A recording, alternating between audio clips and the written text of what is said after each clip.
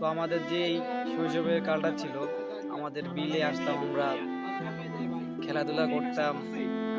তারপরে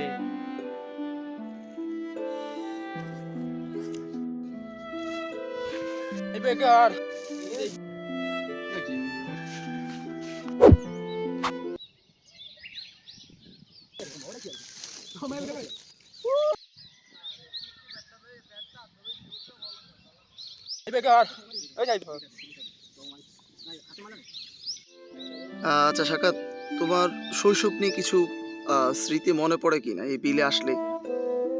শৈশব হচ্ছে এমন একটা কাল যার অনুভূতিটা মানে বলে বোঝাতে পারবো না এক কথায়। তো আমাদের যে এই শৈশবের কালটা ছিল, আমাদের বিলে আসতাম আমরা, খেলাধুলা করতাম। তারপরে বর্ষা সিজনে আমরা মাছ ধরতাম। তারপরে আমরা বিলে ফুটবল খেলতাম, ক্রিকেট খেলতাম। তো এখন আর মাছও ধরা হয় না, ফুটবল খেলা হয় না, ক্রিকেট খেলা হয় না। আমাদের মাছ থেকে আস্তে আস্তে সব কিছু হারিয়ে যাচ্ছে। জানি না এই হারানোর পিছনে মানে কি রয়েছে তা বুঝতে পারতেছি না। আস্তে আস্তে সব কিছুই আমাদের মাছ থেকে হারিয়ে যাচ্ছে। গ্রামীণ যে পরিবেশটা, আগে বিলে আসলে মন মানসিকতা সব কিছু ভালো হয়ে যেত, কিন্তু এখন তা না।